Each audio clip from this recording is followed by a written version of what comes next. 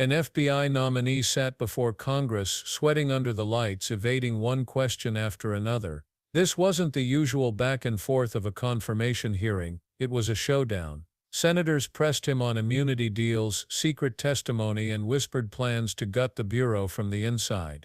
And the more he spoke, the clearer it became he wasn't there to reassure the country. He was there to protect himself. From the very first exchange, the hearing carried a sense of unease. The nominee admitted he had testified before a federal grand jury in connection with the classified documents case. Basic humanity. Like a lot of Americans, I really have been horrified by the lawlessness and incompetence and cruelty that we have all witnessed. And for all the talk about going after criminals, you have sidetracked DHS staff who are investigating drug dealers, terrorists, human traffickers. And rather than photo ops, we need more of your focus on providing basic diligence, because your crackdown has roped in American citizens and people who are here legally with no criminal record. Now, I'm not going to ask you whether that was right or wrong. I know it's wrong. The world knows it's wrong. And I think the first thing the history is going to say about your leadership is that you were responsible for many of these travesties. So I'm deeply concerned. You've deported a 4-year-old U.S. citizen with cancer. You've disappeared people to a notorious prison in El Salvador. And you have spent $100 million in taxpayer dollars to air TV ads thanking President Trump. That is really reckless. It's unacceptable, and in my opinion, can't continue. The American people are paying for this with our taxpayer dollars and with their most basic rights. Now, in the last 3 months, you have frozen or canceled over $100 billion in funding that was approved by Congress, bipartisan. We are talking about everything from disaster relief to grants that keep people safe. But when my staff has requested information on the status of this unacceptable holdup, the department failed to provide any acceptable justification. This illegal freeze, and it is illegal, is taking a real toll on communities who are waiting on the investments that Congress has delivered. So will you commit to immediately unpausing these funds? Well, Senator, thank you for covering a lot of topics there. Let me touch on a few of those right away. Well, what the if Trump you could administration answer, is doing I know is you've enforcing the law for the first time. Under the Biden administration, I'm asking you about the funds. illegal that are aliens were prioritized over American citizens.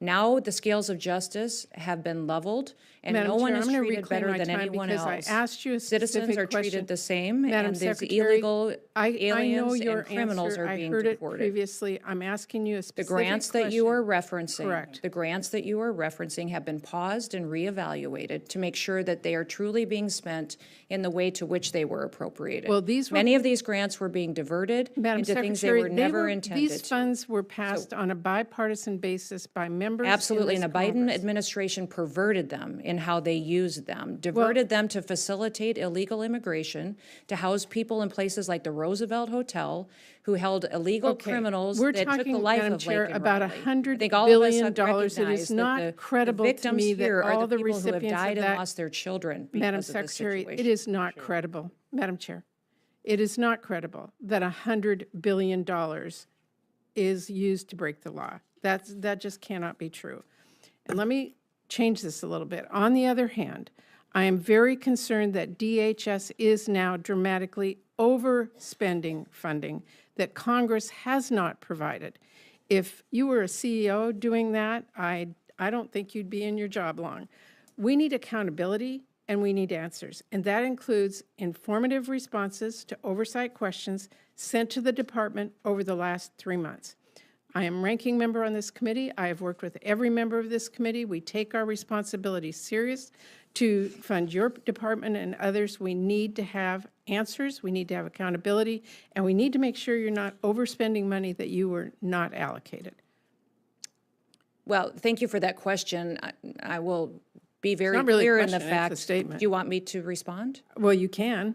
Well, I've worked many jobs in my life, but I also have been a CEO. I've run I'm not businesses. I've been a questioning your governor. credentials. I'm and it questioning is your spending. We are prioritizing where our security needs are in this country, and we are hoping that this body will agree that reconciliation is necessary to address the things that have been neglected in this country for too long, that we have the technology upgrades, the manpower upgrades that are necessary. So the $170 billion request for the Department of Homeland Security Madam is Chair, incredibly my time is important running to make out, sure and we I have the do have a tools that couple we of need. additional questions.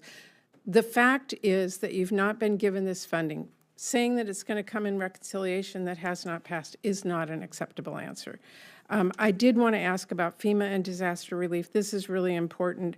A lot of disaster relief has been politicized. You've endorsed eliminating FEMA outright. We have seen an upheaval at FEMA that is going to put lives in jeopardy.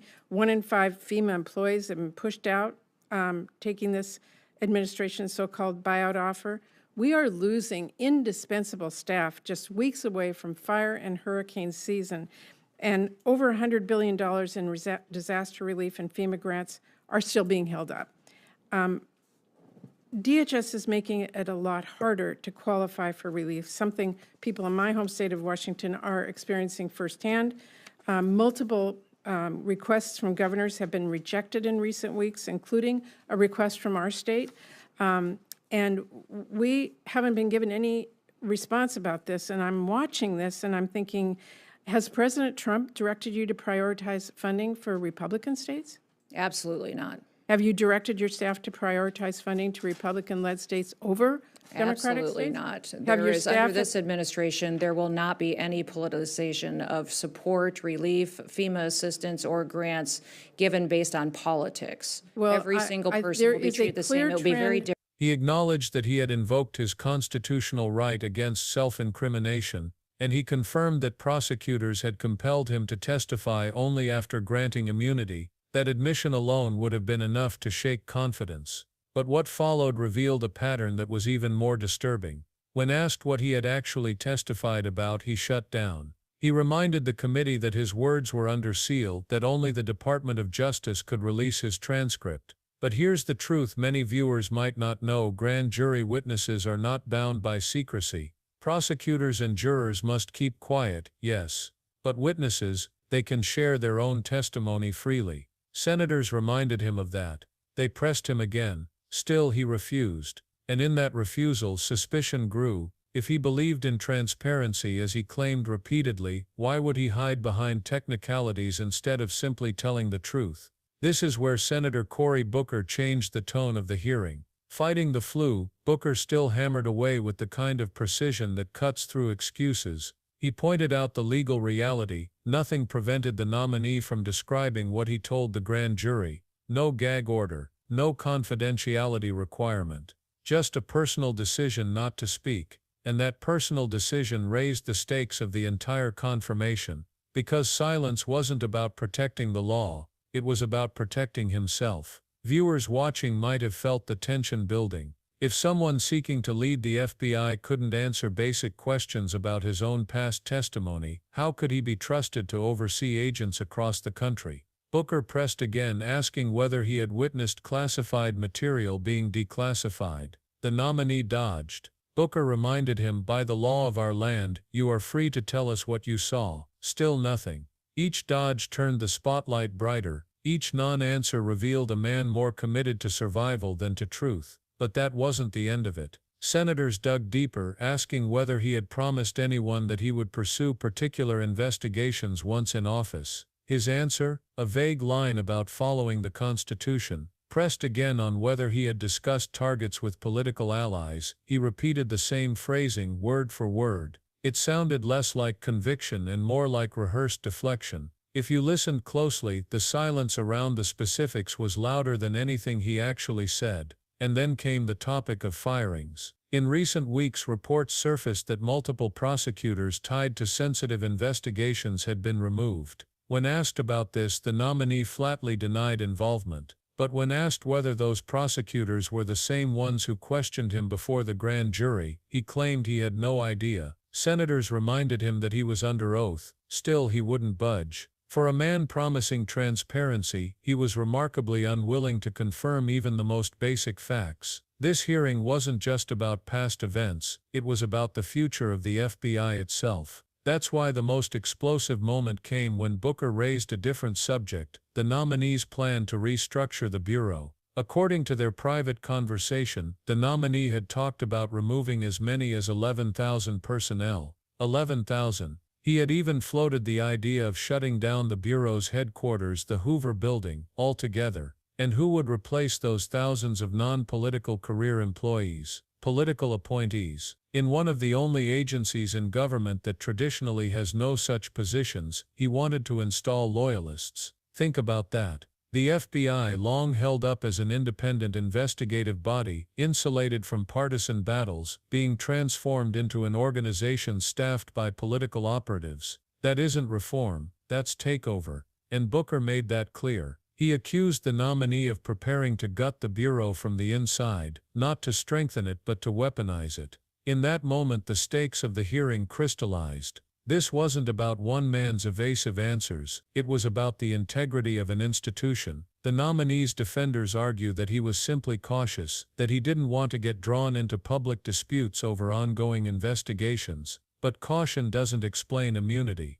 It doesn't explain the Fifth Amendment plea. And it certainly doesn't explain his refusal to share testimony that he was legally free to discuss. The more likely explanation is far simpler. His answers would have revealed truths too damaging for his nomination to survive. And this isn't speculation pulled from thin air. Over the years, the nominee has cultivated a reputation for loyalty above all else. Critics argue that his career has been less about serving institutions and more about serving powerful allies. His language in the hearing only reinforced that perception. Over and over he spoke about loyalty, about following orders, about honoring the Constitution in broad strokes. But when pressed for specifics, names, actions, details, he shut down. That contrast between lofty words and evasive silence spoke volumes. Some observers might wonder, why does any of this matter? After all, hearings are full of political theater, but this one matters because the FBI isn't just another agency. It carries the power to investigate, to prosecute, to protect national security. And placing someone at its helm who arrives with immunity baggage, with evasions on the record, and with a blueprint to purge thousands of career professionals is more than risky. It's dangerous. And the danger doesn't stop with structural changes. Imagine the chilling effect on rank-and-file agents, knowing their careers could be ended not for misconduct, but for failing to show political loyalty. Knowing their investigations could be shut down, not for lack of evidence, but for crossing the wrong person. That fear alone could bend an institution designed to stand upright. Booker's final words cut directly to that point. He said the nominee wasn't there to lead the FBI, but to hollow it out. And watching the exchange, it was hard to disagree. The nominee had dodged too many times, hidden behind too many technicalities, and avoided too many opportunities for honesty. By the end, the picture was clear. He had something to protect, and it wasn't the law. Let's step back and connect the dots. First, a grand jury appearance, a Fifth Amendment plea, and immunity. Second, a refusal to discuss testimony despite being legally free to do so. Third, vague denials about conversations with political allies. Fourth, a suspicious lack of knowledge about prosecutors recently removed. And fifth, an open plan to restructure the FBI with political appointees. Each of these on its own would raise questions. Together they form a pattern of evasion, ambition, and design. And the design is what matters most, because this isn't just about one nominee, it's about the precedent of politicizing the FBI. Once that line is crossed, it's nearly impossible to walk back. Other institutions have been politicized before, from regulatory agencies to intelligence offices, but the FBI's independence has long been considered sacrosanct. Weakening that independence would mean weakening the very fabric of oversight and accountability in the justice system. Critics warn that we are already seeing signs of erosion. Whistleblowers claim that internal discussions about personnel removals are happening behind closed doors. Former officials warn that installing political appointees would open the door to selective enforcement. And legal scholars point out that immunity deals for senior nominees are virtually unheard of, raising red flags about hidden liabilities. Against that backdrop, the nominee's hearing wasn't just uncomfortable, it was alarming. The most striking moment came when Booker asked, directly and repeatedly, Did you or did you not testify to witnessing classified documents being declassified?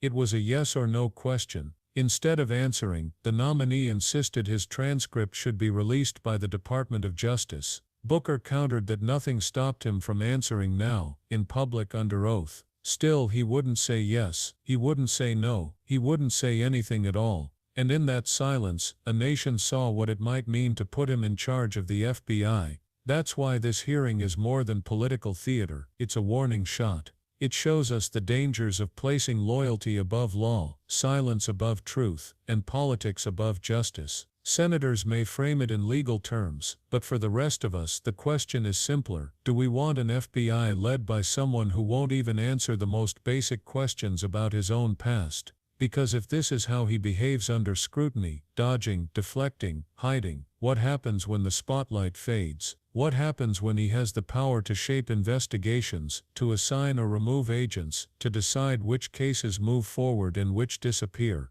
Those decisions affect not just Washington, but every community across the country. The nominee promised transparency, he promised accountability, he promised to honor the Constitution, but promises are only words, and words without answers are empty. What we saw in that hearing wasn't transparency, it was concealment, it wasn't accountability, it was avoidance, and it wasn't honor, it was evasion. For a moment, consider the long arc of history. Agencies like the FBI were created not just to enforce laws, but to reassure the public that those laws apply equally. Undermining that mission risks undermining faith in justice itself, and faith, once lost, is nearly impossible to rebuild. So when you think about this hearing, don't just remember the dodges and the deflections, remember the bigger warning it carried. If a nominee hides this much before taking office, imagine what he might hide after. If he refuses to answer when senators hold the power of confirmation, imagine how little he'll answer once he holds the power of the Bureau.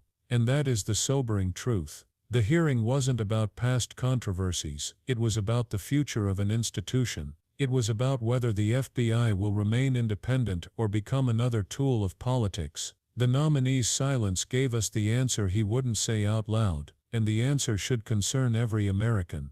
So ask yourself, if transparency is optional before power, what will it become after power? If accountability can be dodged at a hearing, what will it look like inside the walls of the Hoover Building? And if the Constitution is just a word to recite instead of a standard to uphold, what happens to the very system it was meant to protect? This was more than a tense exchange. It was a glimpse of what could come, and it left us with one final chilling question. If this is what he hides before stepping into the role, what will he conceal once he controls the most powerful law enforcement agency in the nation? Like, subscribe, and share to keep these hearings in the spotlight. And remember, accountability only works when we demand it.